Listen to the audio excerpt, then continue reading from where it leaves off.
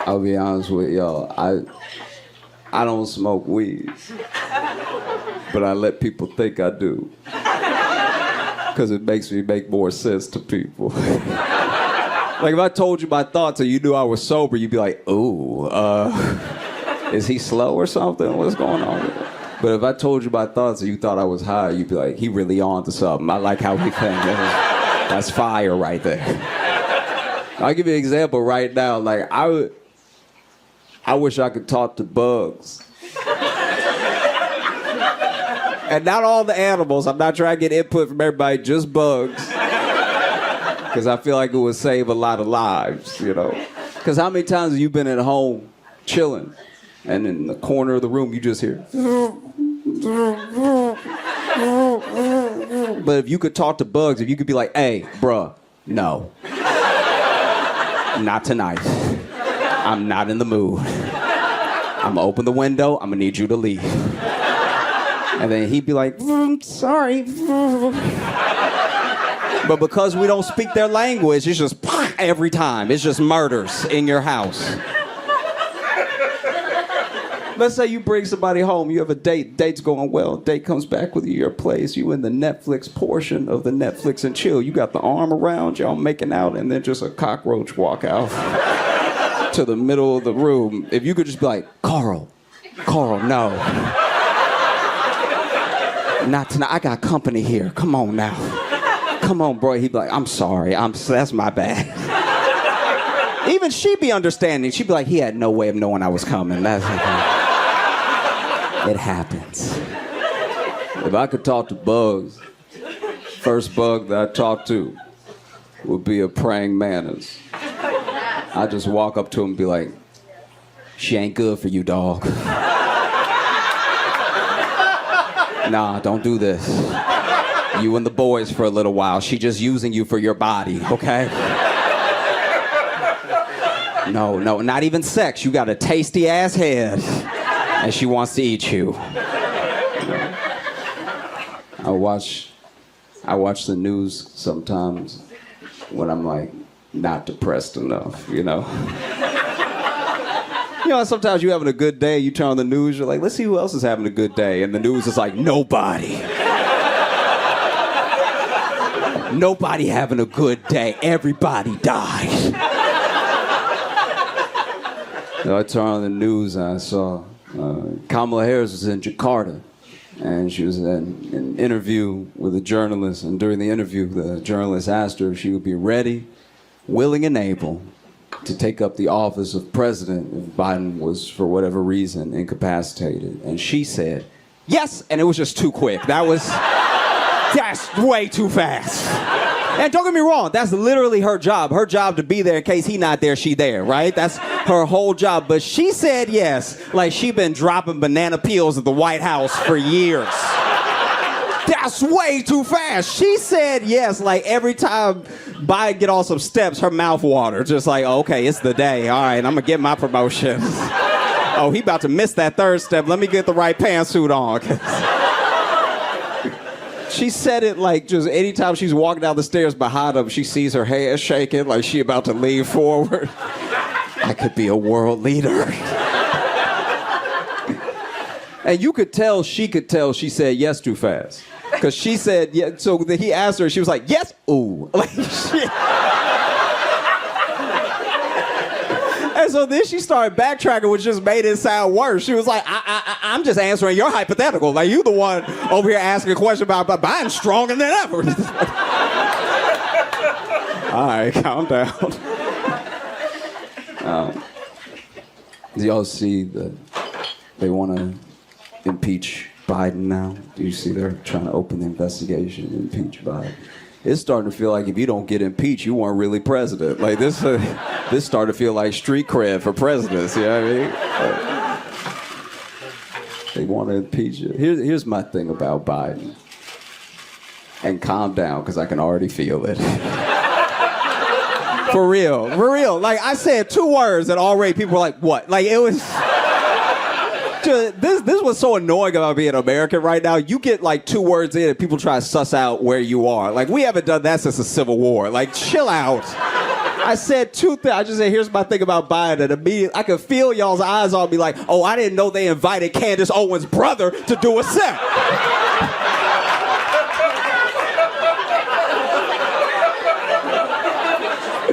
No. Here's my thing about Biden.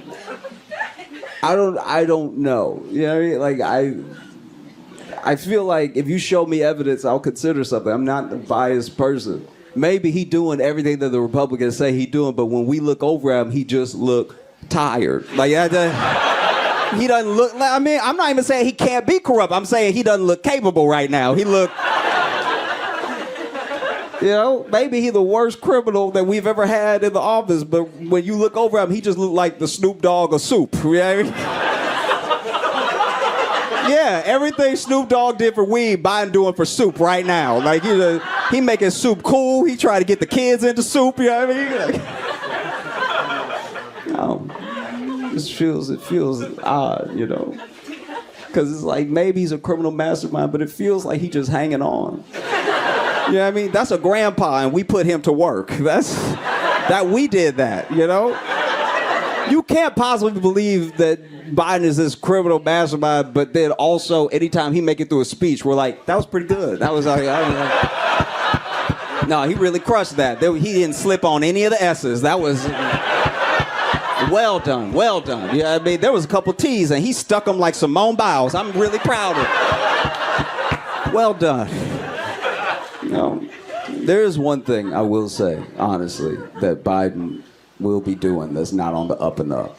If you watch as many press conferences as I watch with Biden talking, it's only when they ask him a good-ass question he start acting senile. I'm not gonna lie. Like, anytime they got a good-ass question dead to rights, that's when he start talking about Disneyland and hanging out on Mars with Larry Bird. I'm like, you were fine a second ago. Like, you know, this feels weird. I don't know why more world leaders don't do that.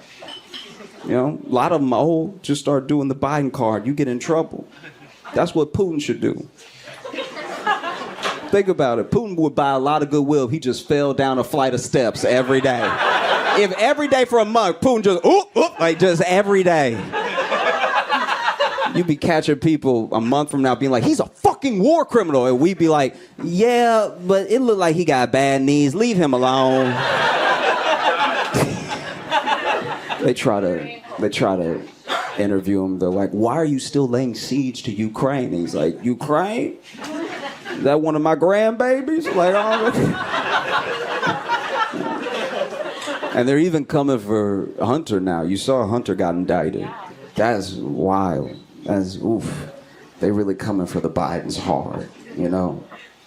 I love Hunter. I really do. I really do. No, hear me out. I do. I love Hunter because I'm just so glad that the first person to smoke crack in the White House was white. That's beautiful. That is absolutely incredible. Especially if you know the history of crack in the U.S. You're like, wow, yes. Thank goodness. It really makes the White House to crack relationship feel like it's come full circle now. Yeah. I am disappointed, though. I'm not gonna lie to you. I really do wish that Hunter would just get Joe to smoke crack. That would be the most fire presidency of all time. I know nobody's on board with this, but hear me out, okay?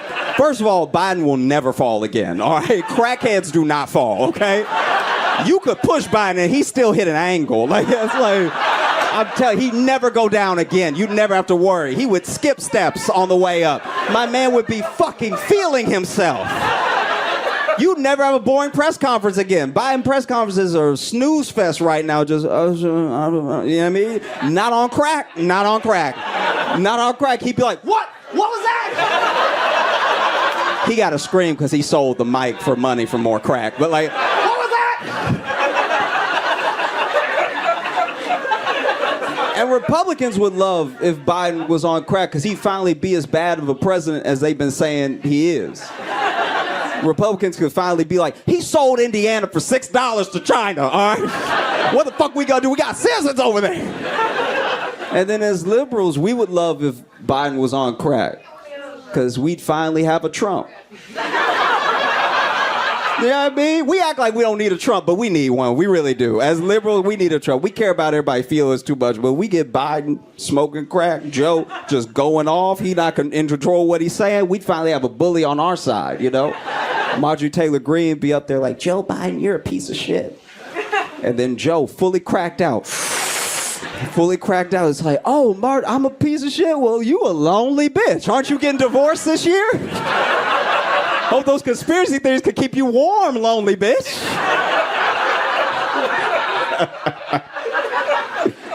No, it'd be incredible. You would have to like rein him in, though. You'd see Joe try to wash the windshields of Air Force One. Mr. President, get down. Get down right now. Oh, it would be dope, man. How do I put this? I'll be honest with you, I've watched some porn before in my life. Thank you. And this is my thing. Porn, it gives people unrealistic expectations, you know what I mean? And we all know what they say about men, that porn gives men unrealistic expectations of sex, because porn makes men think, oh, if I just touch her elbow with my penis, she gonna lose it, you know what I mean? Like, if I just touch you, I'm like, ah! Like, thank you. But it's not just for men, it's for everyone. Porn gives everyone unrealistic expectations of sex, you know? Like, it makes men think that they're about to be sex gods, and it makes women think that the sex is about to be, like, good or whatever, you know what I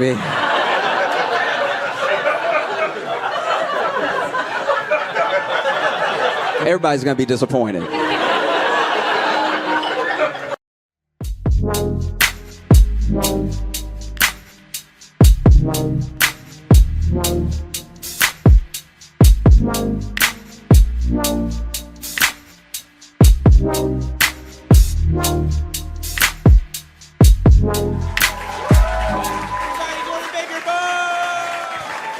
Hey, what is up, white people and a few minorities? Hey, y'all doing good?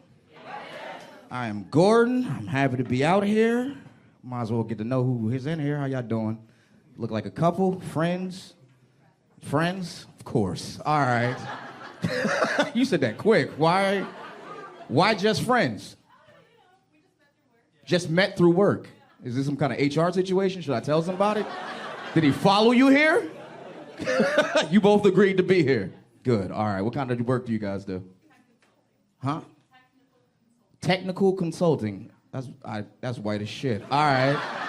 It's very vague. Technical consulting. What does that mean? Oh, you teach old people how to do shit. All right.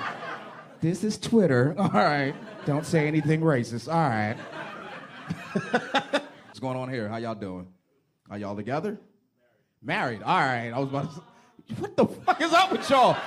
This is the most sentimental crowd ever. We're friends. Oh, we're married. Oh, it's like it's a goddamn Disney movie. All right. How long y'all been married? 8 months. Say what? 2 weddings. What kind of rich baller shit are you trying to brag about? We've been married 8 months, but we got married every 4 months. We're trying to get married 3 times a year if possible. Hit all the seasons. Why the fuck did y'all have 2 weddings? Oh, a COVID wedding and then in Germany. At a castle. Damn, she bragging. At a castle. At a castle. A castle! Had a drawbridge and everything. It was beautiful. Y'all brown as hell. Y'all brown asses had a German wedding with a castle? No one, I'm the only one that finds that strange? All right, I'll go fuck myself. All right, just 2 brown people like, let's go to a castle in Germany and get married. You're from Germany? Gugentag or Volkswagen. Anybody know German in here? Oh, dang. Oh, there's a whole bunch of Germans in there. Yeah, watch how y'all raise your hands. They did that shit like, yeah.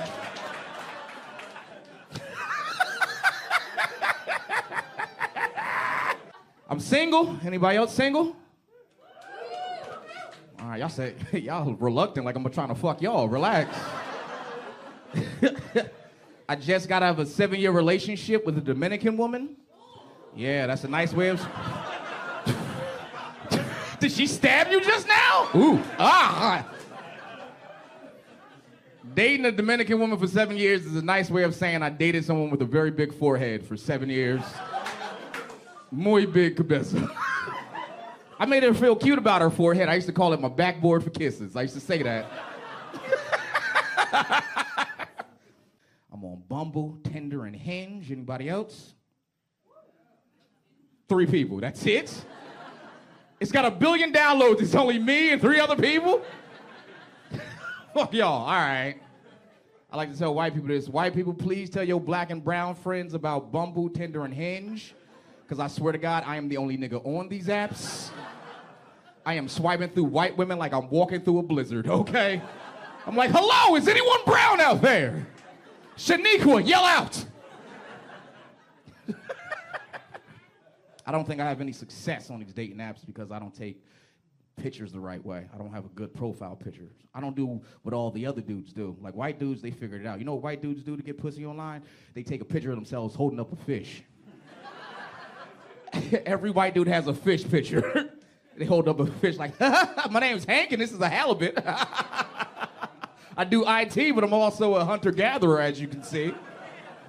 You want to go get drinks? Are you ladies banging these fish dudes? No. Somebody said it, no. I met a dude with a salmon, he's an asshole. I will never see him again.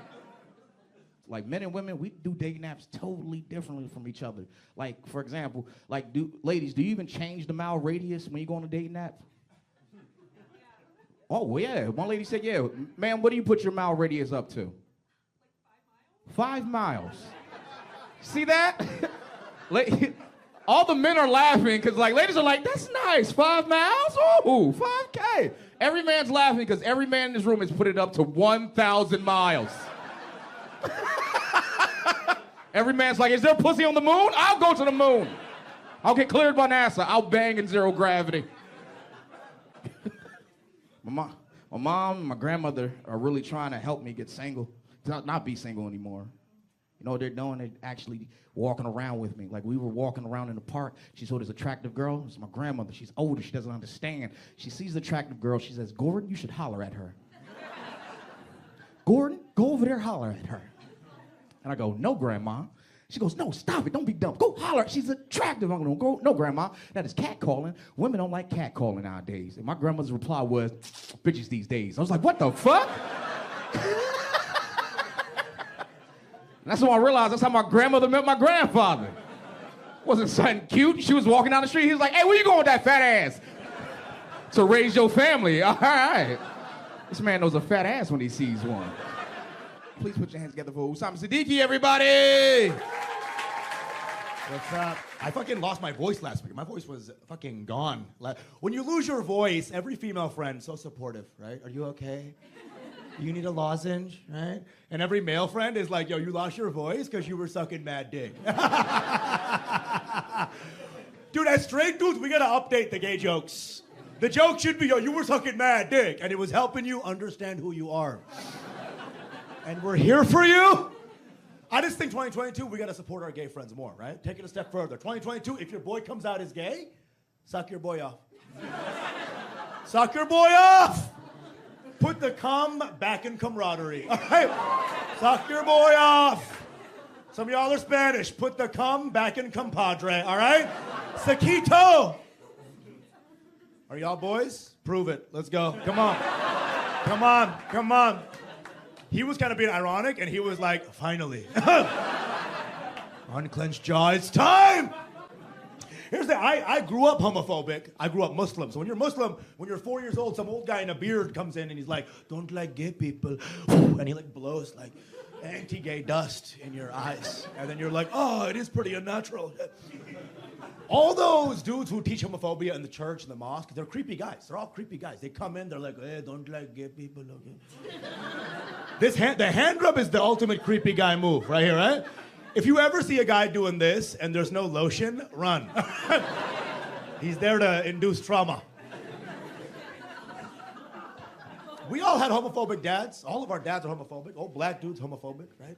But they're funny because when they want to call someone gay, they'll say everything besides the word gay, right? So they'll be like, yo, your friend Jimmy a little loose in the shoes. right?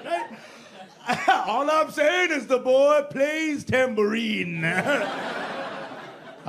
Sir, are you saying he's gay? I ain't saying shit. But the boy likes to slip and slide. I'm not hating. All our dads are homophobic. All our dads are. They all say it the same way, right? They're like, your friend's a little... Why is this the universal sign for gay? My dad was talking about your friend like this. I'm like, Dad, do you think that homosexuality is Parkinson's? Your friend, Michael J. Cox. I mean, dude, my Muslim leader's doing homophobic speeches every Friday, right? But they were doing it in like deep Arabic, okay? So it'd be like, I'm like, how you gonna hate on gay people while sounding like you're sucking a dick, right? Right? You can't be homophobic and be like, don't tell my mom.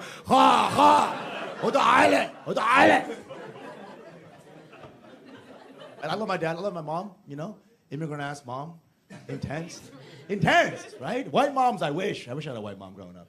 White mom chores were cute, right? Hunter, take out the trash, right? And then Hunter's like, Mom, you're a bitch, right? Hunter, please.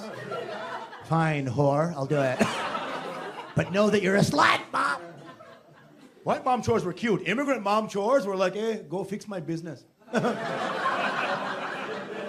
like, okay, I guess I'll put on my work diapers. You know what I'm saying? Immigrant moms never say I love you. One time I texted my mom, I love you. Her response, sounds good. You feel that, right? One time my brother texted her, I love you. She wrote back, LOL. Okay? It's a joke. Who has a mom that can aim the FaceTime correctly when they FaceTime? Zero, right? They got no idea what's going on. They have no concept. My mom's like, hello, plop, right? Right here. Hold Mom, it's FaceTime, not left tit time. Right? Having a full conversation with her fucking breast, right? And half of me is like disgusted, and half of me is like, yo, it's been a while. You know what I'm saying? Yo, spring break 91, you know what I'm saying? Like, listen, my mom an old school bitch, Still beats me to this day, still beats me. Clap it up if your parents whooped your ass growing up. Yeah, okay. Minorities clapping, white people, you mean like timeouts? I mean, I was in my room a lot, does that count? Okay, your mom whooped your ass, but like my mom whooped my spirit. My mom whooped me every day. I was actually born white, like y'all. All this is just bruises. But yeah, every day, here's the thing. My mom, it was funny, because when she beat me, she didn't know any English, right? One time she was trying to beat me, I got so mad, I was like, Mom, you cunt.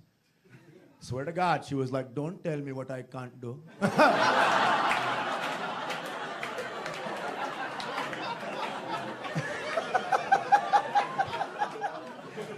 That's immigrant shit. My mom is crazy. She's crazy, though. All our moms who beat us were crazy, right? One time, I just left my socks on the floor. She was like, hey, Sama, don't leave your socks on the floor. I never should have had you. She went from 0 to abortion in 1 second. That's a cold woman. But do you care? Do you care your mom beat you? Like, do you give a fuck, really? Eh. My mom would whoop me and then feed me Indian food afterwards. Y'all know Indian food is so good, it kind of undoes child abuse, right? My mom would hit me, I'd be like, yo, fuck you, Mom. have one bite of her chicken curry, be like, you know what? She never should have had me. I get it. That's why I feel bad for white people who got beat, because your cuisine also sucks. Right? Right? Can you imagine getting hit by your dad and having green bean casserole? Like,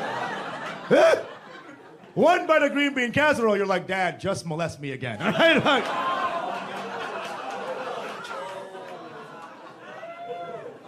I love it. I love it. I love it. 90% of y'all laughing, 10% having flashbacks. I see how right now. It's a lot. I love my dad too. I don't hate my dad. My dad's a beautiful immigrant guy, you know, full of shit, right? How much money he didn't have in his pocket story when he came to this country. Bullshit, right? When I come to this country, only $5 in the pocket. I'm like, how did you leave the airport? Right? Terminal B to Terminal E is a $10 cab ride, I thought. And next year, Usama, in my pocket, only 50 cents I had on. Next year, Usama, only a piece of paper that said 0. Then the bullshit continues, and I sell that piece of paper, and I start my own business. Full of shit. It's pure full of shit. And as the money gets smaller, the craziness of their school commute gets wild, right? One day, Madam Usama, every day I run 18 miles to school.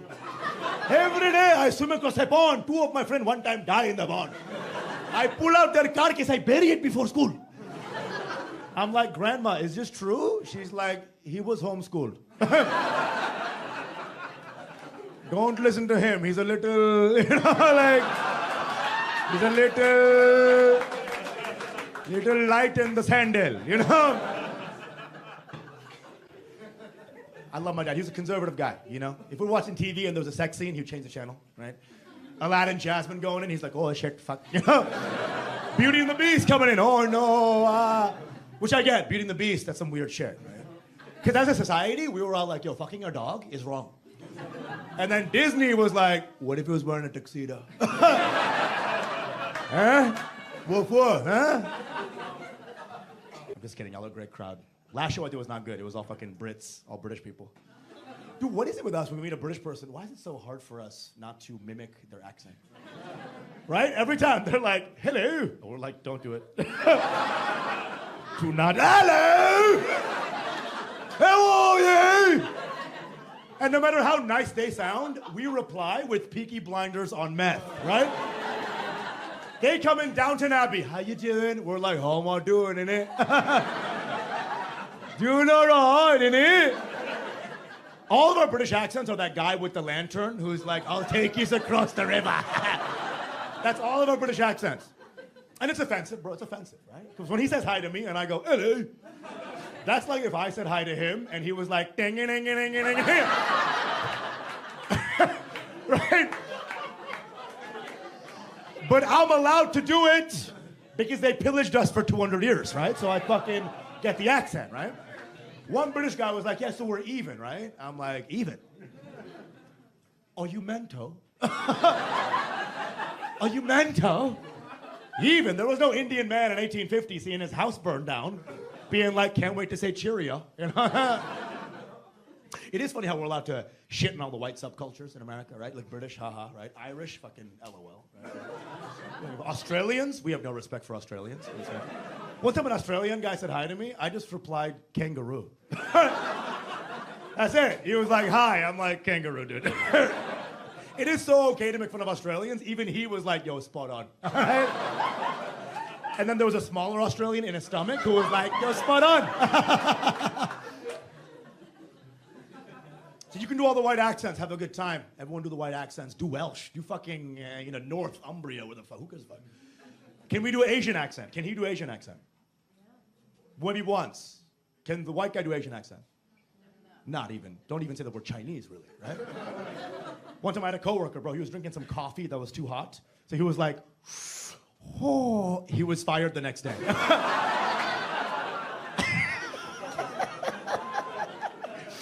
The CEO was like, me so appalled, okay? We here at Best Buy do not love you long time. Get out of here! I'm gonna hate it. You listen, I don't think Americans are even good at accents. We're not even good. We'll take Denmark's, like Sweden, Norway. It's all like, oh yeah, of course, yeah. Amazing. It all becomes gay German somehow, right? Oh, so cool. Oh yeah. Oh shit. I do think brown people were coming up. You know, people do want to fuck us now. Everyone besides you, but around you, there's a lot of... I'm kidding. You're great. Here's the thing. I think the problem with brown sex symbols is that the names are too white sounding, right? Like Dev, Zane. Won't be any real progress until the hot white cheerleaders, like, you know who I want to fuck? Devaka. I just want to go behind the bleachers and suck off Bala Subramanian. That's progress. Now we're getting somewhere, right? You forget, we didn't have anybody growing up in Hollywood. Nobody. I remember 20 years ago, my friend was like, hey, who was your favorite Indian actor in Hollywood? I was like, Antonio Banderas. That's all we had. Y'all keep condoms in your wallet still? Yeah? No. Your voice does. For sure, dude. No. Here's the thing. I'm a condom and wallet guy. Listen, it's convenience. It's convenience, dude. My girl's like, no, it's creepy. And I'm like, where else you want us to put it? Wouldn't it be creepier if we were naked and you were like, where's your condom? And I was like, 1 second, okay? Ah! Creepier, right? Even creepier, no wrapper, just the condom comes out, right? There's new shit on the market, not just condoms now. There's a new male birth control pill coming out. You don't know about this? FDA approved. Wait, hold on. Clap it up if you're a dude and you're gonna take the male birth control pill. Okay. Like 2 fake male allies. These are the kind of guys who are like, babe, my favorite movie is Love Actually. No, I promise. I'll take the pill. I'll take the pill, okay? I am scared. I'm terrified. I've never heard a woman go, yeah, I changed birth controls and it was a smooth transition. Ever. It's always like, yeah, I was on Yaz and I switched to orthotricycline and now I have a unibrow. And then I switched to Nordet and I strangled my grandma. Okay. Mood swings. I'll do copper IUD. Put the copper IUD up my butt, whatever y'all do. Spin the fucker. There's a true story. I was with a girl once putting a condom on. She was like, don't worry, I have a copper IUD. I put it in 20 years ago. And I'm like, if I fucked you raw, the STD I'd get would be tetanus. 20-year-old copper IUD, bro, what does that even look like? You know when you have a handful of pennies, there's always that one green one? I mean, she has a Statue of Liberty in her pussy right now. This Mormon section needs to grow up, dude.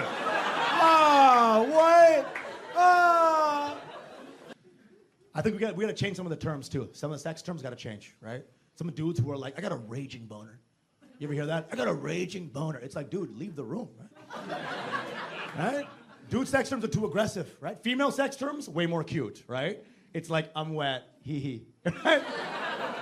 Right? It's cute. It's never like, yo, my pussy's on some hydraulics right now. Oh my God! It's like Hurricane Katrina down here, Jesus Christ. Somebody call FEMA. Dude sex terms are aggressive, right? Even jacking off is too intense. Can we get some softer jack off terms? I want to be like, yo, I got home last night and just started watering my plants. And yeah, it was a good harvest, okay? You ever have a dude friend who's like, I don't jack off anymore, bro, I'm done. That was me. I'm like, I'm done, it's unhealthy, I'm done jacking off.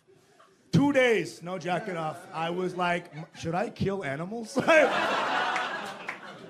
Bro, 4 days, no jacking off. I was like, if I sneeze, I'm gonna come. And then some old lady's gonna hear me sneeze, be like, bless you. I'm gonna be like, you have no idea. What do y'all do more, Instagram or TikTok? Yeah? That old guy's like, LinkedIn. Fucking get a job, right? Here's the thing, Instagram, TikTok, they're different apps, right? Instagram, the comments are more like, hey man, keep working hard, keep hustling, right? TikTok comments, bro, are like, yo, I'm 12 years old, and like, I wish you were dead. Why are kids so mean on that app? Worst comment I ever got, bro, I put a video of me doing stand-up. This kid just wrote, terrorist, but also annoying.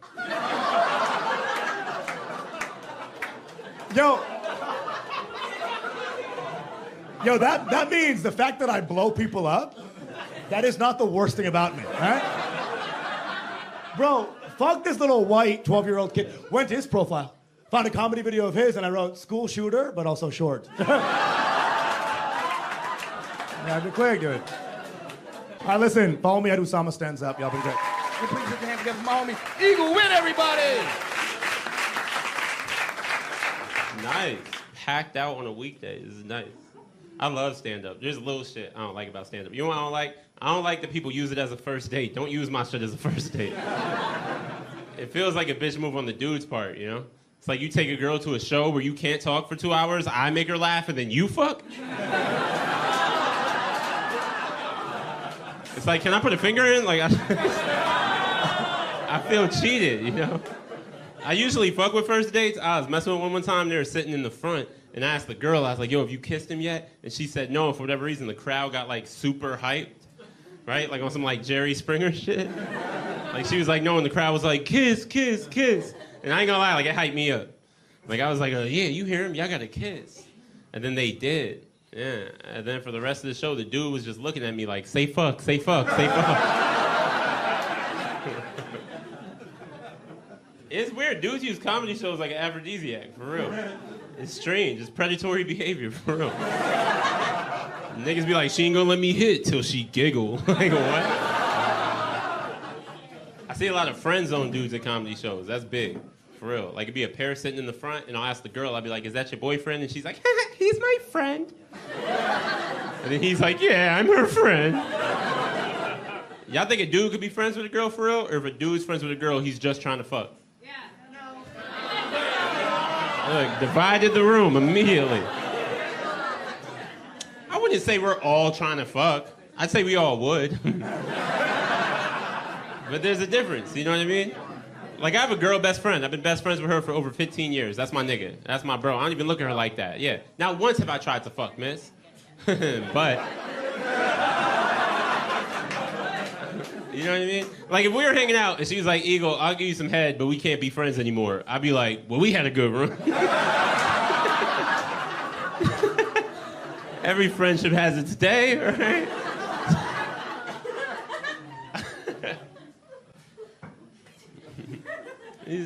What's this situation over here?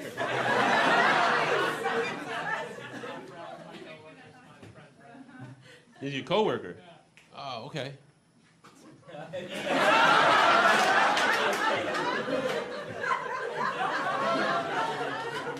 You don't trust it? You guys trust it? You don't trust it?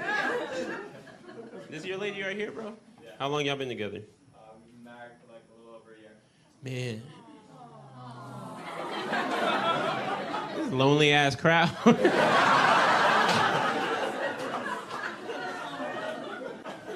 I'm in a weird place. I'm heartbroken right now, bro. You know when you heartbroken, you start hating on people's happiness? Like you see a couple kissing you, like I hope y'all both got mouth herpes. I'm fucking sad. I had to break up with this girl. I was super in love with her, but she was just too toxic, you know?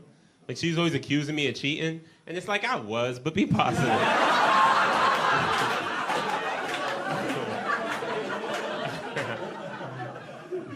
That's a joke. That's a joke. A true joke. A very true joke. It's an old joke, though. You know what the update is? The update is I'm in a new relationship, and my girl is bi. Anybody in this room got a bisexual girlfriend? No? There's one dude right here in the corner. Bro, y'all have threesomes? No. No, you don't. No, you don't. Because that's not real, nigga. That is not what the fuck it is. We are believers, men. That's what we are.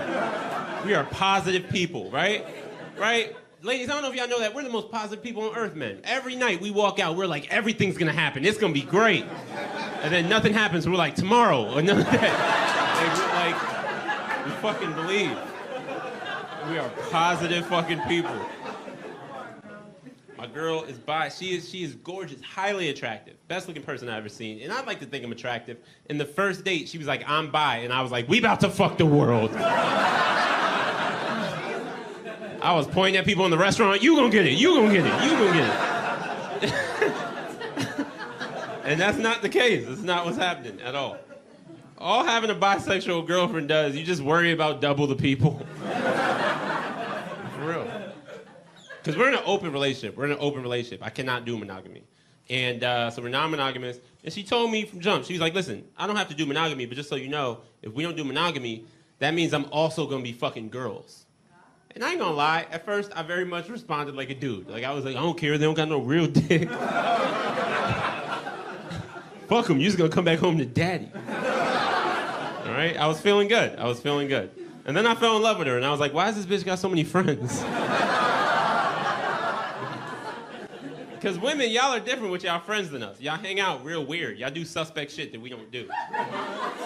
You know what I mean? You know you hang out different. Like, I was on FaceTime with my girl, and her friend ran through the background butt-ass naked. And I was like, ew! And she was like, what, babe? That's just how girls hang out.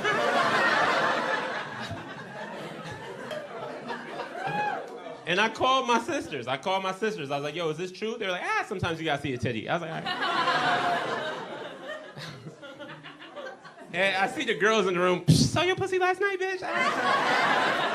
Y'all are enjoying the joke. I get it. Women are different, and that's fine. I have no problem with people being different. But ladies, you have to understand that's also bullshit, right? Because my girl's never gonna FaceTime me, and I'm playing 2K with my nigga, and his dick is out. Like, what, babe? That's how niggas hang out.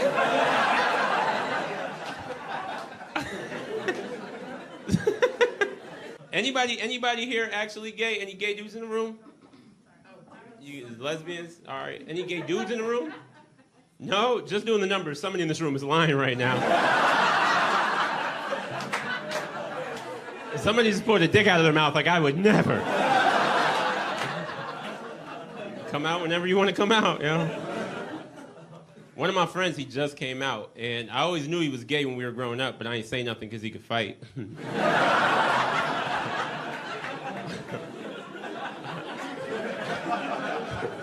I wanted to say something. He was just too gangster, you know what I mean? Like, all my friends were tough, but he was the toughest one. And it was weird, because I tried to talk to them about it. Like, I'd be like, yo, you think Xavier? They'd be like, man, you gonna say something? And I was like, nah, you're right. He's too gangster. It was weird, because, you know, he was gangster and flamboyant, which is like a strange mix.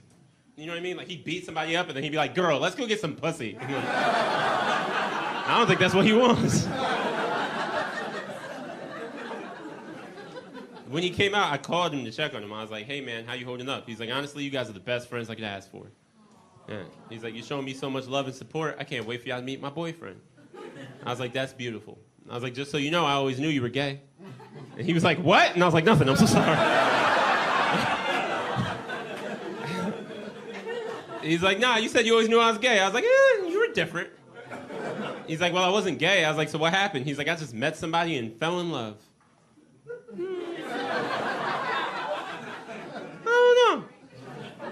I've met a lot of amazing men in my life. You know what I mean? Like, never have I met someone so dope.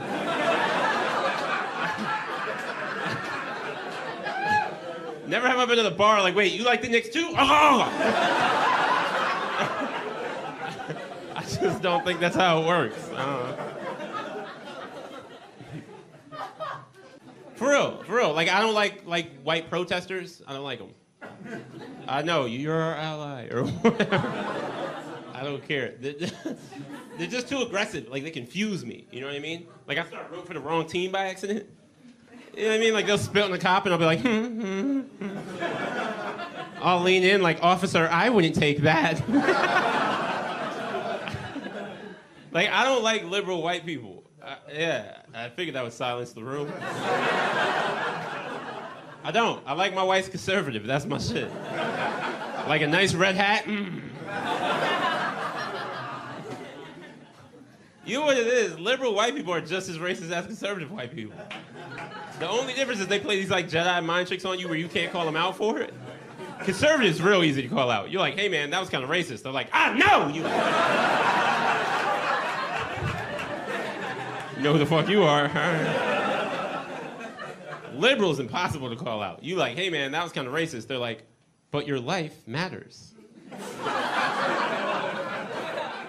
And you're like, and still hurt my feelings.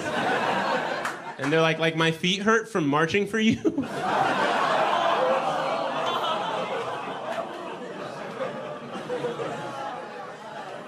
I'm enjoying watching the black people laugh at this. While all the white people go, oh no! I've learned a lot from having gay friends. I really have. Like, for instance, I'm black. I know I look like Hawaiian lesbian, but I'm black.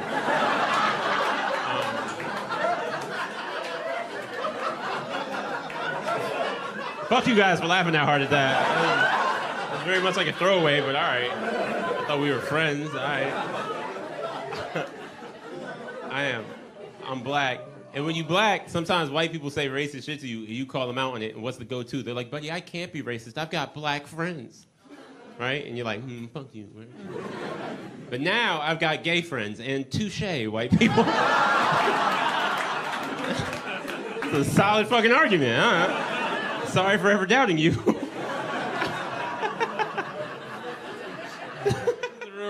This is the real reason I don't like liberal white people.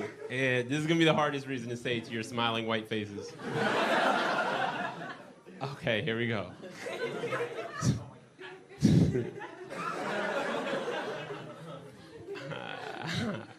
I think liberal white people are the dumber whites.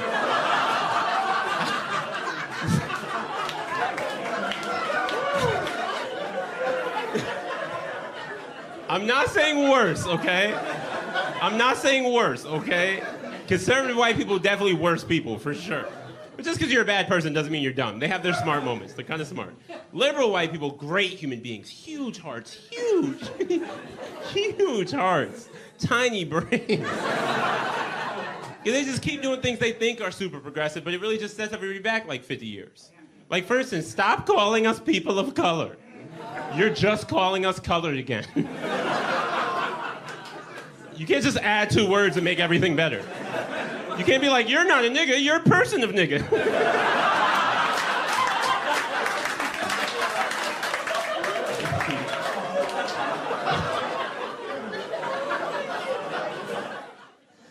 How are you guys doing? You know what I was thinking about? That's fake. Like our response. You guys ever realize that we all just always say good when somebody asks how we doing? It's like an autopilot thing, right? You ever have somebody ask how you're doing, you give them the auto response, and then they ask again but care? You know what I mean? Like they're like, how you doing? You're like, I'm good, I'm chilling. No, how are you? And you like, I don't know, man. I've been doing We're not ready. We're not ready to be cared about, nigga. It's a lot. I don't even know how to care. You know what I mean? My boy was depressed the other day, right?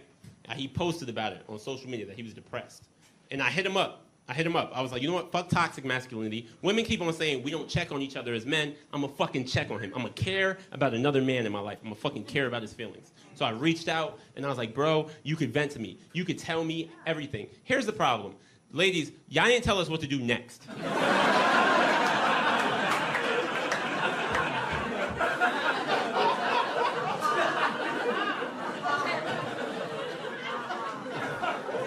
Because I hit the nigga up. I hit him up. I was like, yo, bro, I care about you. I don't want you to do nothing crazy, man. You can talk to me. And he opened up. He was vulnerable. And I was excited. I was like, oh, shit, it's working. And he was like, da-da-da-da, da-da-da-da, da-da-da, just pouring his heart out. And I was like, yo, that shit's crazy. Like,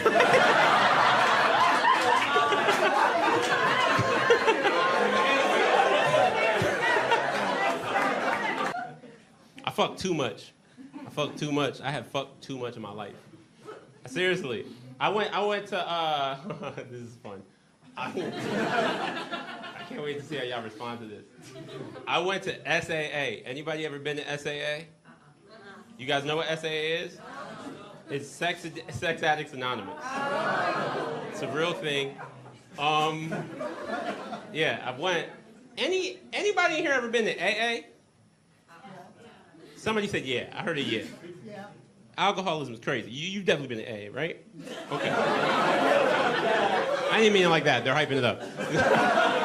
But you've been to AA, so you know in AA, what is it? It's a community, right? Yeah. I don't know if y'all know what this means, but it means that everybody in the group exchanges info to some extent and can lean on each other when things are tough. That's a phenomenal idea for AA. Not a great idea for Sex Addicts Anonymous. You know what I mean? Like, Like, oh, Eagle, I'm just feeling so horny. Really, would you wear it? Like, it's, it's just... I've been very militant on stage where I made all the liberal white people feel bad. It's like a thing for me. I don't know why. When I get on stage, I just get real Malcolm X-y, for real. It's like, make them laugh and make them feel bad. That's shit. In my real life, I'm not militant at all, for real. I'm really not. You know what it is? I don't believe in talking to white people about real topics in real life. Like on stage, fuck yeah, because I can't talk back. But in my real life, no, because white people are extremists now. There's no more chill white people. You can't have a calm conversation with a white person. For real. Like, you'll be like, cops are killing us. And they'll fly on the floor. They'll be like, I can't believe it. You're like, nigga, get up. I don't care that much. Or you're like, cops are killing us. And they're like, good. And you're like, well, I didn't want that either. Right? So I keep it light when I talk to white people. Keep it fun, you know? Here's a fun argument me and all my white friends have been having for years. All my white friends think Bob Dylan is the greatest lyricist of all time. Nothing in life infuriates me more. You could be like, Black Lives Don't Matter, and Bob Dylan's great, and I'll be like, what was the second thing you said?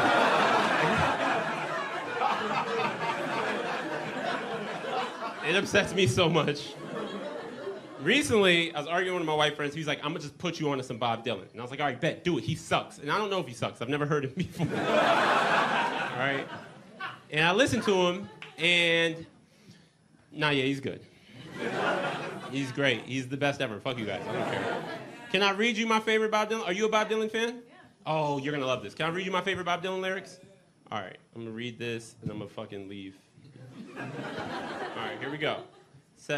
He said, no compass comes with this life, just eyes. So to map it out, you must look inside. Sure, books can guide you, but your heart defines. Isn't that beautiful? Yeah, that's Jay-Z. Fuck Bob Dylan. You guys been great. My name's Eagle Witt. Thank you so much. Bye. In the room, and everybody. Thank you. Thank you, guys. I appreciate that. The comment I get on TikTok the most is that I look like an unhealthy Pete Davidson. Every time it says unhealthy, they specify that. I'm like, just say Pete Davidson, you know? Like, it's not like he's the beacon of health and wellness, but I'll take it. Wherever I go, people ask me my pronouns, which is fair. I look like pronouns. I get it. It's okay. It's okay. And pronouns are very important, but they're not important to me personally. Like, the only time I care about pronouns is if I'm having sex with my girlfriend. I like it when she uses male pronouns on me, but that feels like a bit of an overshare for someone I just met at a baby shower. You know what I mean? I went to a baby shower the other day. I got sat next to this woman. She was like, hi, I'm Kelly, she, her. And I was like, oh, hey, Kelly, I'm Emma. I don't really care. I guess unless I'm having sex with my girlfriend, then I care. Wait, where are you going, Kelly? My friend was like, what'd you say to my cousin, Emma? I'm like, she started it. She started it. My girlfriend is Puerto Rican. Any Puerto Ricans? Okay. Okay. All right. So I want to support that, right? So this is what I've been trying to do. I learned how to cook plantains, yeah. I learned, I bought a giant Puerto Rican flag, and then whenever she comes over, I play Daddy Yankee. That's the big one, I play it. But this is the issue, she doesn't appreciate it. The other day she comes over, I'm playing Daddy Yankee, cooking plantains, waving a little Puerto Rican flag. I'm doing all these things at once, trying so hard. She walks in, looks at me, and goes, okay, Emma, first of all, I'm Mexican, okay? Like, fucking white people. I don't know if any of you guys are in interracial relationships, but when she gets mad at me, she hides my sunscreen.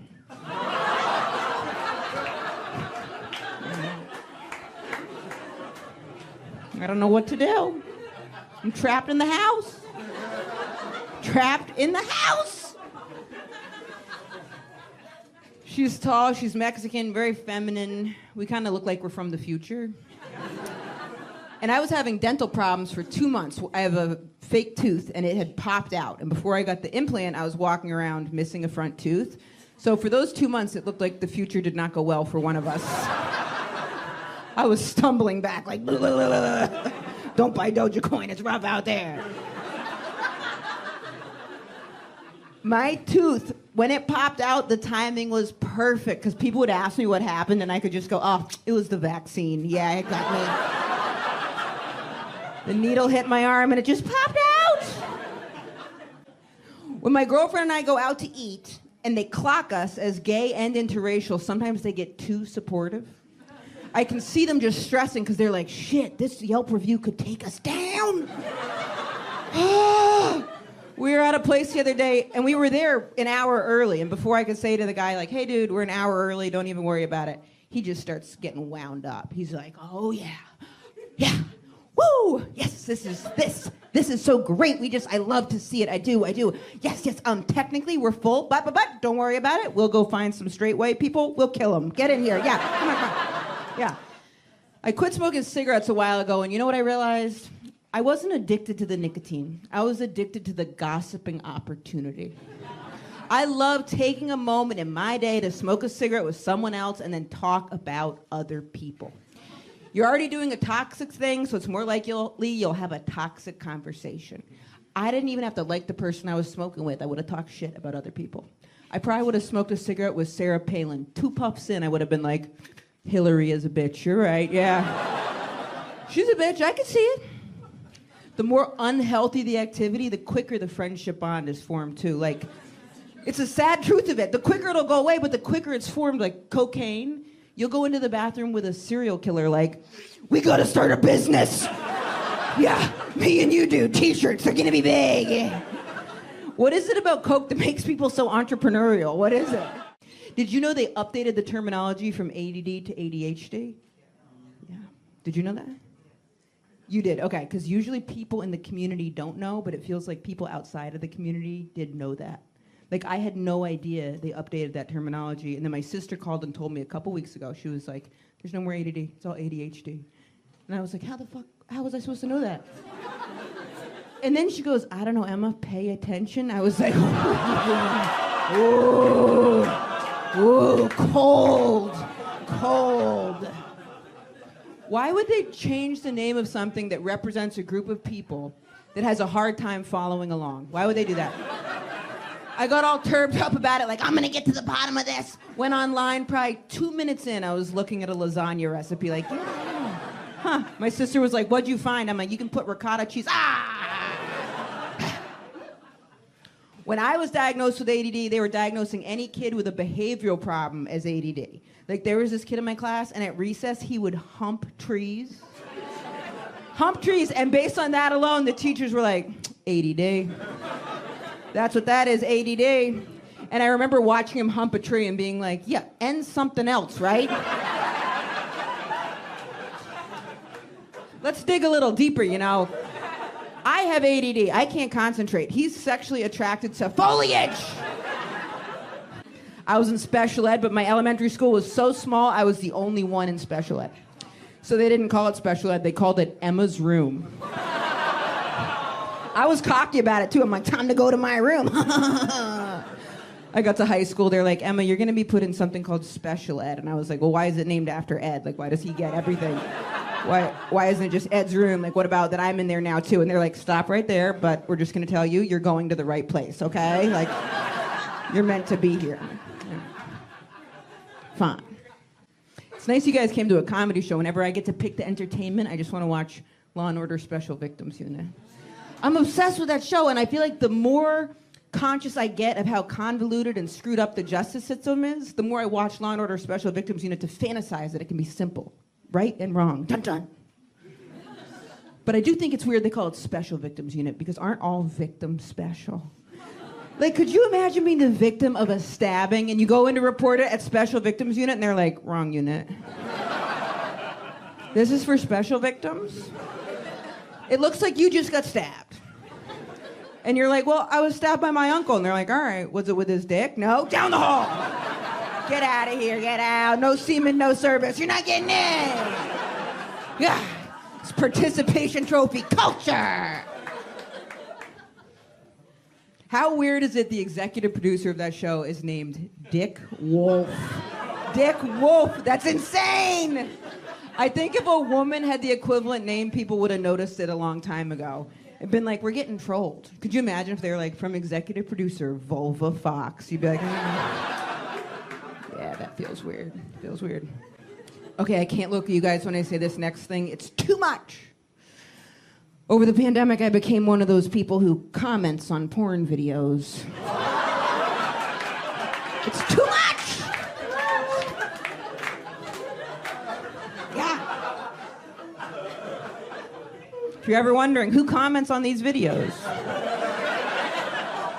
I comments. Before my girlfriend knew I was in the porn commenting community.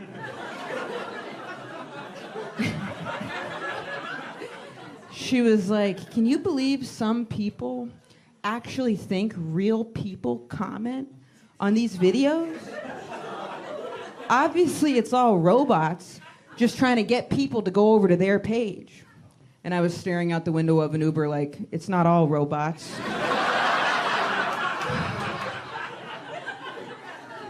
Just a hunch.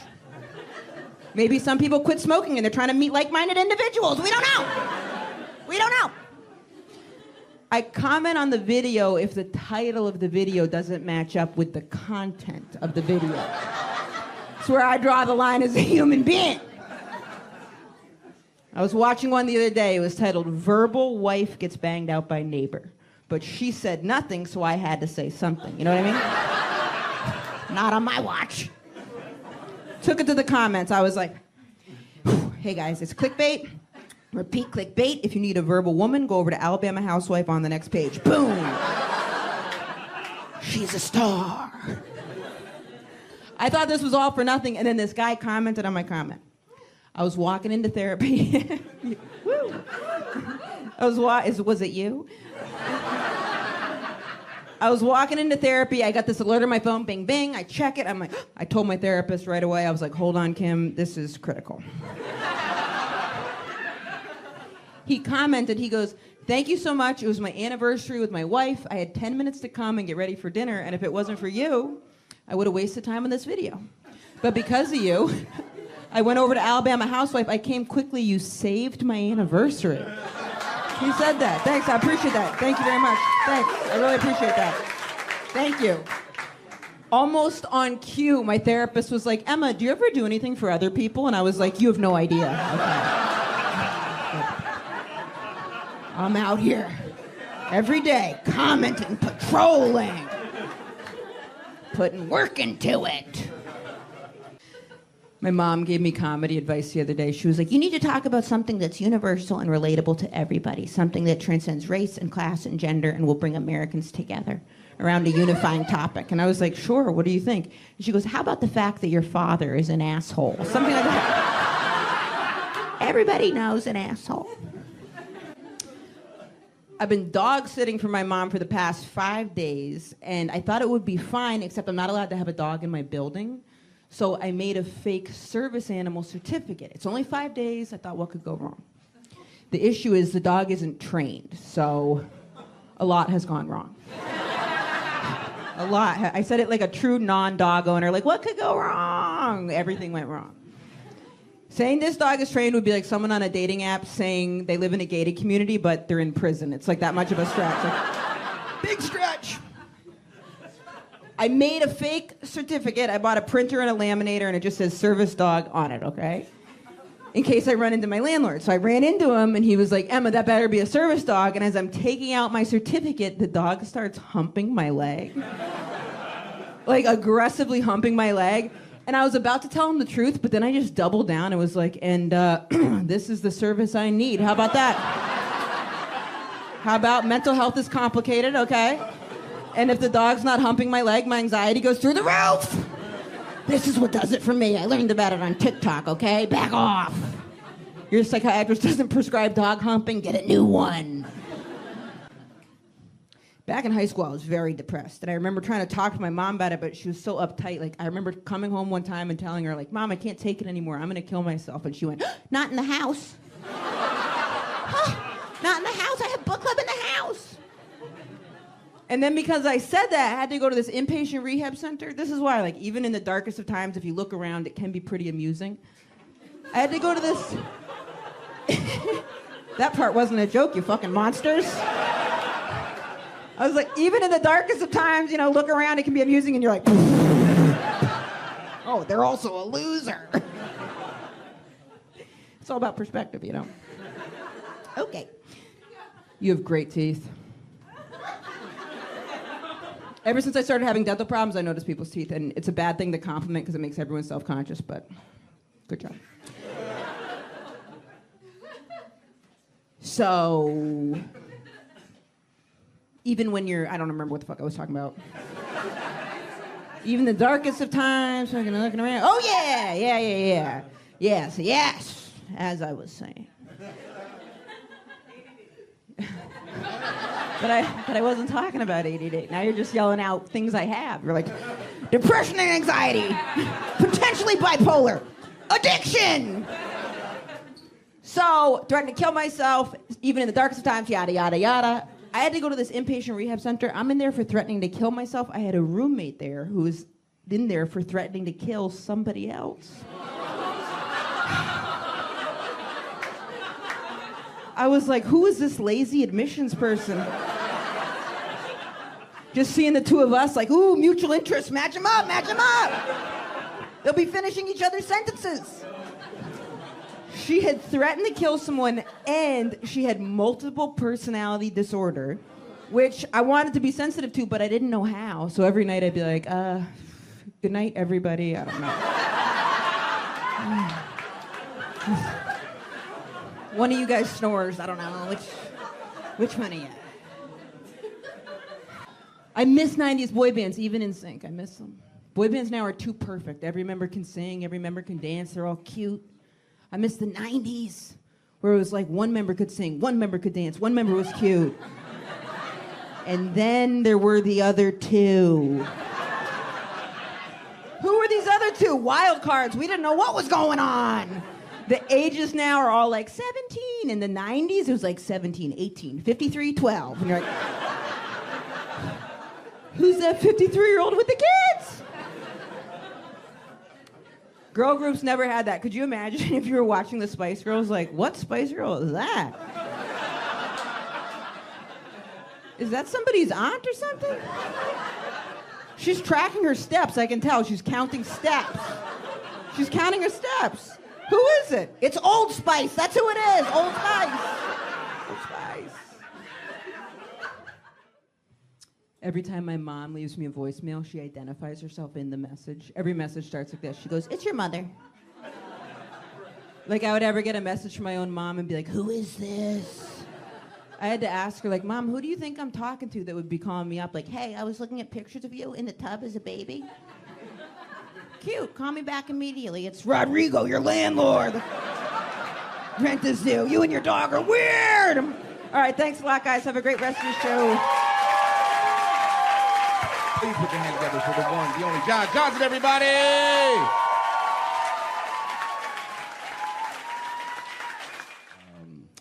Just in case you didn't know, I grew up in Louisiana. No. Anytime I tell people at a party or at a show that I grew up in Louisiana, they're like, oh my God, I love New Orleans. I'm like, yeah, that's not where I said. And they're not wrong. New Orleans is the best part. The problem is that there's a whole state around that city. You know what I mean? Like, New Orleans to Louisiana is like if you had the most beautiful blue eye, but your whole face was fucked up. Like, I'm embarrassed to admit it now, but when I was really little, I thought that black people could see the future. I did. I just thought we had powers like that. Because when I was little, you know, when you don't have the best money situation, you usually don't have the best living situation. So the neighborhood I was in, there'd be like a fight constantly every other night. Once in a while, there'd be a shooting. And before any of it ever went down, outside of the window in my home, I could hear somebody go, I'm finna go to jail tonight. And then they would. And I was like, how did he know? That is incredible. When do my powers kick in? This is astounding. Oh. I've lived in New York now for like 6 years, about. And who here lives in New York? Okay, so, whether you're here and you live here or you're just visiting, I think we can all agree that now New York is too dirty. Like, this is a level that's unprecedented. This is chaos now. This doesn't make any sense anymore. Like, and look, you're only here, you only live in New York for one of two reasons. Either you were born here and no other place compares, maybe you've tried to live somewhere else and it just doesn't mesh for you, or you moved here to be the best at something. You have a dream, there's something that you want to do, but I still believe that all of us can be the best designer, the best actor, the best of anything without a rat being right there. Like, how is that part of the struggle? How does that help us in the grind? That doesn't do anything. It's just depressing. This is too much.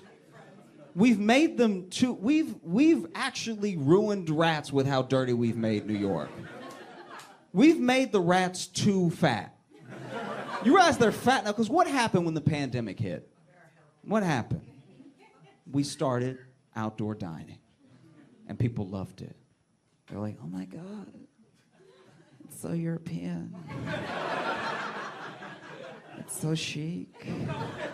This is amazing. And then, no one loved it more than the rats. Because the rats, now, you realize rats used to have to scrounge for their food, and now they're like, Frankie's closed at 11, and that's good Italian, so like, we might as well just wait for a little bit. They talk about food the way we talk about food now, because we've left so much food dropped in the street.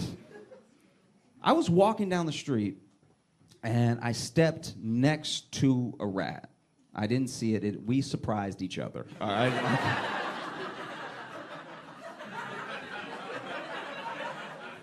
I planted my foot next to the rat, and then when we saw each other, I'm not proud of my reaction, but like, I actually know I'll never be able to protect a woman by how I lifted my leg when I saw the rat, because it was just, the toe was too pointed. Like, what does this do? This doesn't get me further away.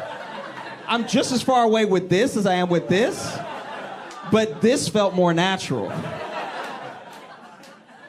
Like, if it was gonna bite anything, I wanted it to be ass.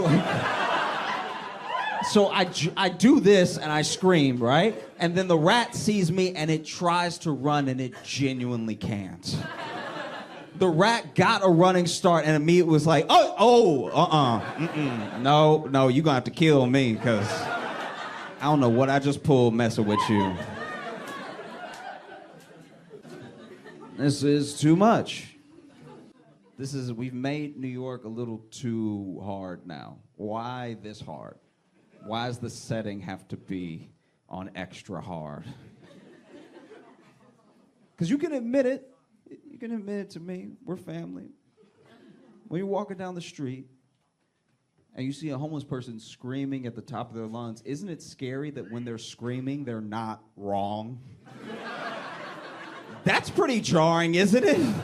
I was walking down the street, homeless dude screaming at the top of his lungs, but he was like, the bank's rigged everything, and there's poison in some of the food. I'm like, he's making good points. Like,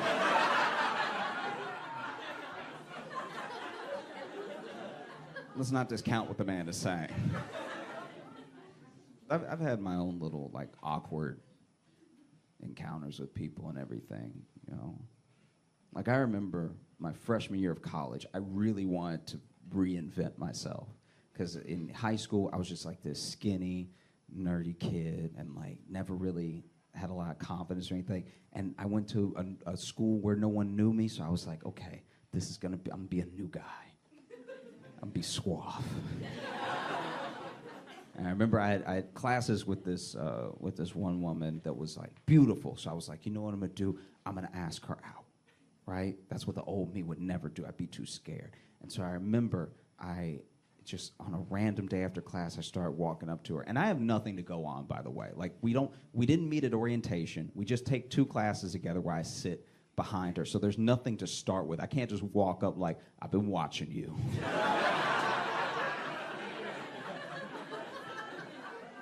And I like what I see.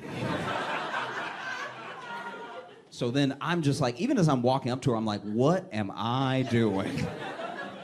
And I remember I tapped her on the shoulder and she turned around and I went to just start speaking. I just like, it starts coming out. I was like, hey, my name is John. And as I go to speak, I can feel a yawn coming. And that's not good. Like, you're not gonna entice anyone to have a good time with you when you open with a yawn. And so I'm just shoving it down. I'm like clenching and I'm shoving the yawn down as hard as I can. I'm pushing it down. And I actually beat the yawn, which is an incredible feeling. When you beat a sneeze, a cough, a yawn, when you need to in a social situation, you feel like a god. I was talking shit to my own body. I was like, yeah, that's right, breathing ass bitch. You breathe when I tell you to breathe, old sucking air ass punk. Look at you trying to breathe looking stupid. And so I beat the yawn and I just start talking. I'm like, hey, we have a couple classes together and I don't know what your situation is, but if you would like to do something this week, I'd love to take you out on Saturday. And as I go to say Saturday, I can feel the yawn coming back. But this yawn is different. This is the one that opens your mouth for you. You know what I'm talking about? Those strong yawns that like unclench your jaw and everything. And so then I'm just like, if you would want to do something on the weekend, I'd love to take you out on Saturday.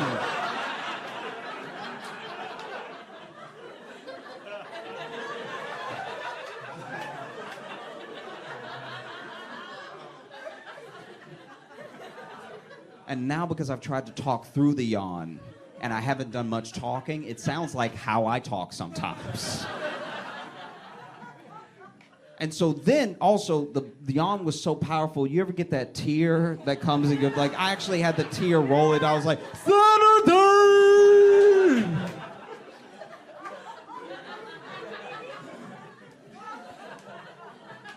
And we stared at each other for a second and then I just walked away. I was like, there's no saving it. It's fine. It's okay.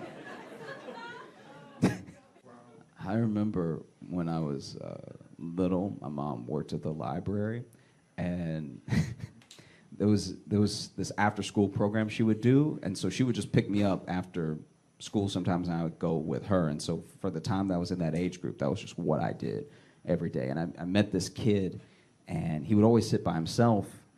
And then he was gone for quite a while. And when I started to see him again, I was like, I'll sit with him because in my mind, I know what it's like to be weird. I know what it's like to be alone. I'm like an only child, and I've always been odd. And so, to me, no one should be alone unless they want to be. So I went to sit with him just to let him know if he wanted to talk to someone, I was here. He didn't have to talk to me, but he finally had an option, right? And sometimes something happens to a person where if they're over it, like they're genuinely over it, but you can't imagine yourself being over it, you can't imagine them being over it. Does that make sense what I'm saying? It's why, like, if I tell you my dad passed away, you're like, oh my God, I'm so sorry. I'm so sorry. Because you're imagining what it would be like if your dad passed away. You're putting yourself in my shoes. It's why if I tell you that my great-granddad passed away, you're like, oh, okay. I mean, that sounds like what's supposed to happen. So. Any other facts you want to tell me?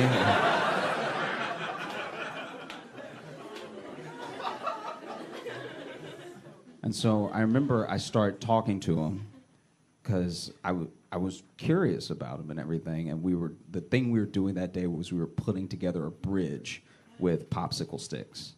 And so we would glue the bridges together, and whoever had the strongest bridge at the end of the, day would win. Like their little team would win. I was on a team with him.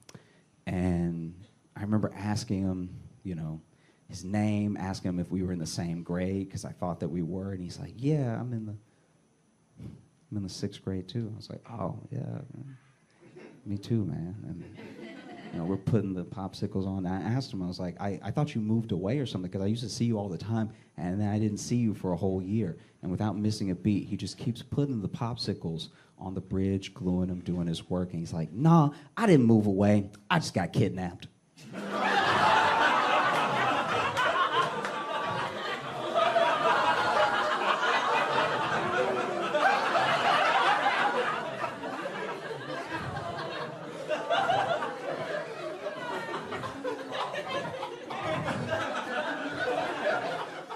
And I was like, what? He's like, oh, you didn't hear me? I got kidnapped. It's like, are you okay? And without missing a beat, he just goes, yeah, I'm back, so it's all good.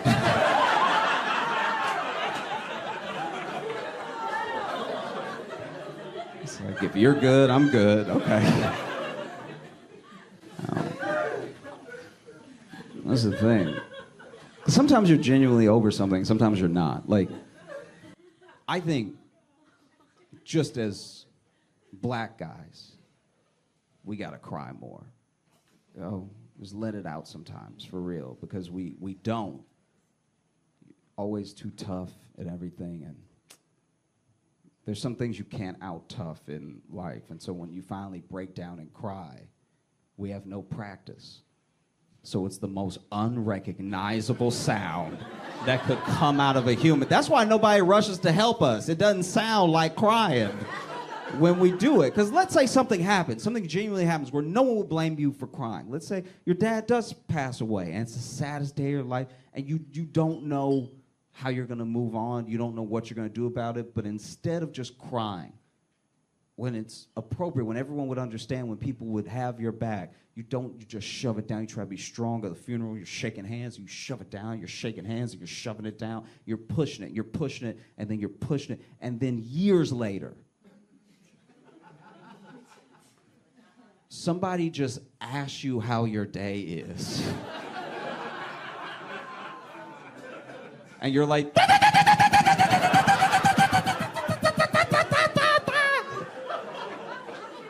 people come running like, is that an alarm? What was that? Someone hurts you. Someone does something that genuinely hurts you in a big way. Maybe you have a breakup. Maybe you feel betrayed by a friend. Something happens.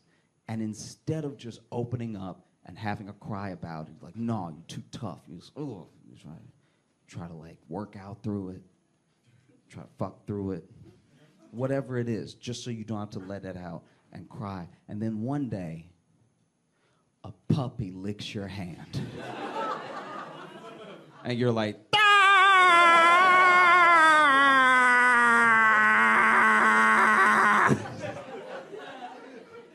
no one even rushes to help you because they're like, so clearly he needs an exorcism because there's something in there. I've never heard that sound before. It's like there were a lot of peaceful protests in 2020, and there were a couple that weren't. I think enough time has passed that we can admit there's like, nah, they looted. That's just that Target didn't do anything. Nah, they want that stuff that was in there. That's all that happened. And this guy that I know, during one of the protests, like some loot broke out, and he looted. But I don't know if he panicked. I don't know what happened. But all he looted was a rabbit from a PetSmart.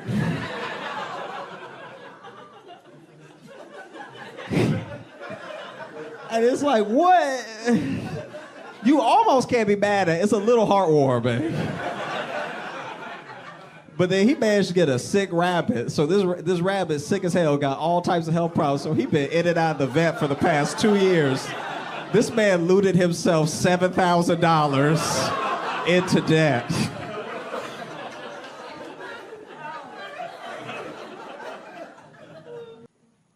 Does anyone here believe in God? It is kind of weird that it's like a resounding no now. Like I'm always worried about when the masses have an opinion, and it's like clearly when everybody believed in God, things were not going well. Like they were not doing the right thing. But now I'm like, oof, everyone saying no also feels a little off. You know, because this is a big bet. Like if God's real, we're really laying out all the chips. This is funny. I was thinking. I've thought a lot about God in the last 3 years and everything. And okay, this is a long walk, but just roll with me for a second. All right. So, if there's a God, if there's a limitless being whose knowledge and power and understanding is bigger than anything that we could ever imagine, that we come from, that we're made in the image of, that the limitlessness doesn't just apply to time, it applies to like every describable metric. So, God has no gender, God has no way of tying God down to earthly things or even in speech, right? And if this limitless being has seen the entire story, has seen everything, knows everything from beginning to end of how everything will go, everything that will happen, everything that has happened, everything that might happen, then maybe God in that limitless power chooses to tip scales at times and punish people for bad things or move lives in a specific way. And maybe, if you know the whole story, you don't have to think or act in a linear way. We behave linear because time is always moving forward, and it's all we know. So if someone does something bad to me, and then I take revenge on them, it all makes sense to the people you tell the story to because something happened and there was a reaction. But if you know the entire story, maybe it doesn't matter when the thing happens. Maybe something bad happens to someone, but they're like an asshole anyway. So you're like, whenever it happened, it was worth happening. And maybe, like God knowing and understanding and seeing all of humanity and what the people would be like, all the people made in his image, all his children. I'm only using his because now I'm just talking about a specific like biblical understanding, right? Maybe in all of that, God saw all the people and he saw that some people would be terrible to other people that were his children, all made in his image. But some people would be terrible to other people because they were different. And then in those differences, he looked at the whole of history and thought to himself, okay, I need to do something about this. But rather than working on a linear scale, rather than waiting for a thing to happen to react to a thing, for a thing to happen to react to a thing, maybe God was just like, I'll do it whenever. Maybe I'll go to the beginning. Maybe God saw that there were going to be gay people and how abused and mistreated they would be by other people that claimed to be moving in his name, right? So maybe at the very beginning of time, God said, okay, if this is how humanity works, thinks, if this is how humanity will move, then I'll have to do something about it. And maybe God saw that it would be men, mostly men, who were the most violent, who were the most, combative against these people that were different. And so then at the beginning of time, God decided, fine, if you're going to be like this, I'm going to put the G-spot in the ass.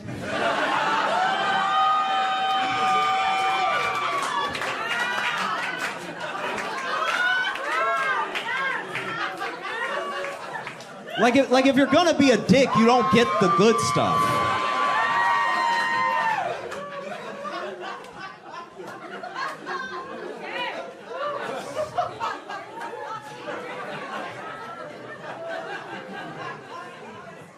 I told you it was a walk.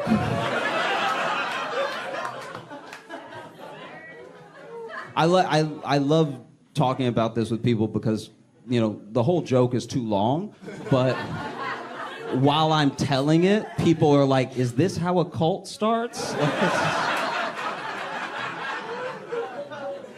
You all are so amazing. Thank you so much for coming out.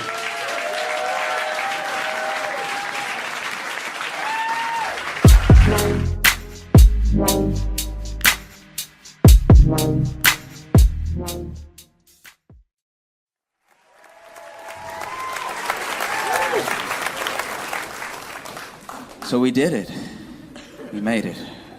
We're all still alive. You know what I mean? Like, here's the thing. Things are a little bit better now. Like, you sit in October, things are a little bit better. It's still not great, not feeling wonderful, but it's not March. You remember March? Remember when this was over? Oh, even doctors were like, you may want to get your affairs in order. This is very bad. Like, I'm not gonna lie, I'm not proud of it, but in March, I panicked and I bought an axe. don't know what I was planning to do with the axe. I just wanted to have it just in case I needed it or something. I went to Home Depot to get my axe, right? And apparently a lot of other people had the same idea as me, because when I got to Home Depot, all of the reasonable size axes were taken.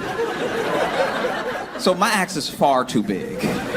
It's like I'm not big enough to wield my own axe. It's like a two-person act. Like even if someone broke into my house, I would grab my axe and it would take me a second. Be like, hey, if you just give me a little bit of space, and 2 minutes, you're gonna be fucked up. All right? Head chopped off, everything. Just give me a minute.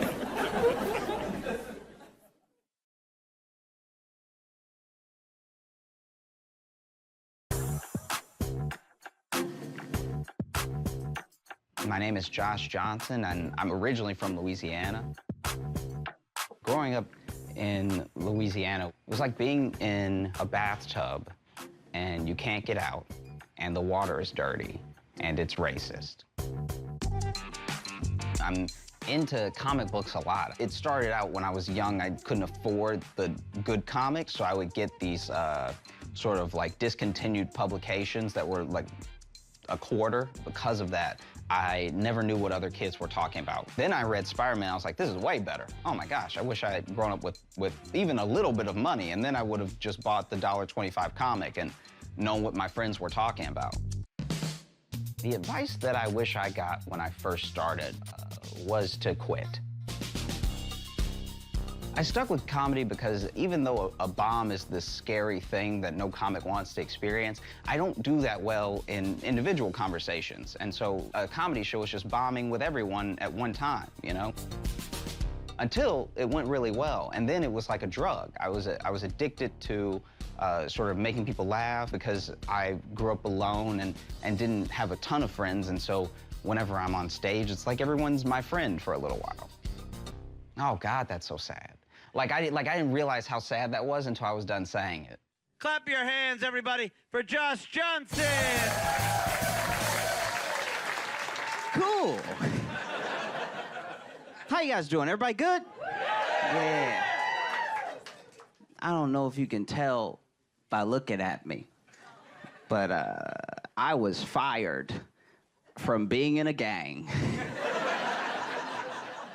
They kicked me out because I was too positive.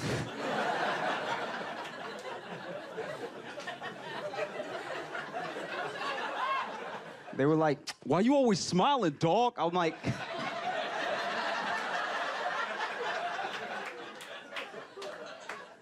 I mean, none of us are dead or in jail, and we're a gang. They also kicked me out because I apologized too much. Our drive-bys sounded like... Sorry! Like, that's... After a while, I saw their point, you know? And even when it came down to it, and they were kicking me out, and I was like, I just want to hang out with my friends, and you guys are my friends, and now I don't know what I'm gonna do. Why do I have to leave? And they were like, bro, you giggle.